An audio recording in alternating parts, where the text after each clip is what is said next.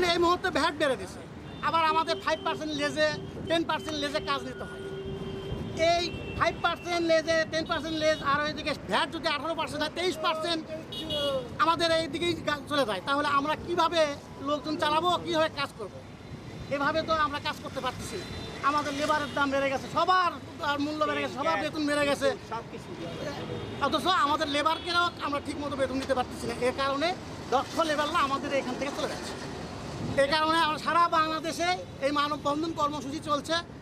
আমরা চাই এই মানববন্ধন কর্মসূচির মাধ্যম দিয়ে ঊর্ধ্বতন কর্মকর্তাদেরকে যে তারা আমাদেরকে ন্যায্য পাওনা, ন্যায্য মূল্য সবার সাথে সমঝোতা করে আমাদেরকে ব্যবসা করতে দিই।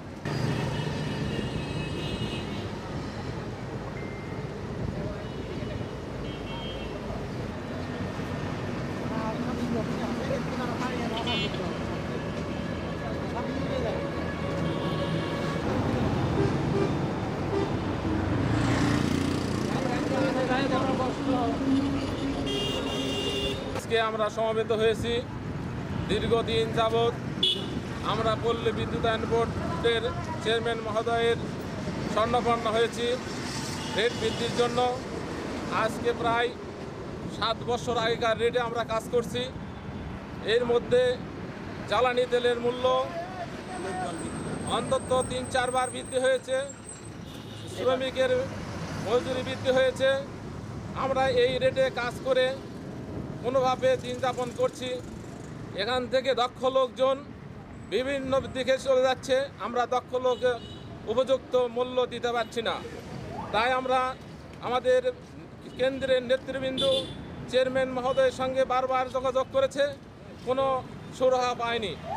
আমরা জেনেছিলাম যে একটা কমিটি করেছে, সেই কমিটি আজ পর্যন্ত 3 বছর আগে করেছে, তা কোনো আলোর মুখ দেখেনি। তাই আমরা আমাদের পিঠ দেওয়ালে ঠেকে গেছে, আমরা আর কাজ করতে পারছি না। আমরা যদি আমাদের রেট বৃদ্ধি করা না হয়, আমরা যে কোনো মুহূর্তে আমরা সকল টেন্ডার থেকে অংশগ্রহণ থেকে বিরত থাকব।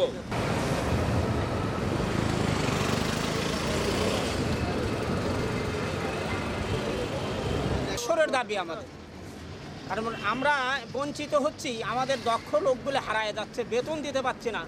তেল, গ্যাস, বিদ্যুৎ সব কিছুই বৃদ্ধি হয়েছে, লেবারের দাম ডাবল হয়েছে, লোকগুলো খুঁজেই পাওয়া যাচ্ছে না। তাই আমরা সাধারণ মানুষ এখন আর খুঁজে জনগণের সেবা দিতে পারছি না। বর্তমান জরুরি বিদ্যুৎ আমরা ঝড়ে ভাঙে পোল, বৃষ্টি ঝড় সব ত্যাগ করে আমরা অনেক কাজ করি, কিন্তু আমাদের কোনো মূল্যায়ন নেই। বর্তমান আমরা সব কিছুর থেকেই বঞ্চিত হয়ে গেছি, কারণ বিদ্যুতের যে বিদ্যুৎ হয়েছে, রেট বৃদ্ধি হয়েছে, আমাদের নবায়ন, জ্বালানি সব কিছুই আমাদের ডাবল হচ্ছে, ভ্যাট, ট্যাক্স, লেবার বিল সব কিছুই আমাদের বৃদ্ধি। আমাদের আর লোক বল চালানোর মতো সামর্থ্য নেই। তাই দয়া করে মাননীয় চেয়ারম্যান মহোদয়ের কাছে আমাদের অনুরোধ যে দীর্ঘ 17 বছর দাবি করে আসতেছি, কিন্তু কোনো দাবি পূরণ হয়নি। আর যদি নাই করেন, তাহলে আমাদের এই পথ থেকে আমাদের সবাইকে বাদ দিয়ে, কাজ বাদ দিয়ে ছাড়া আমাদের আর কোনো রাস্তা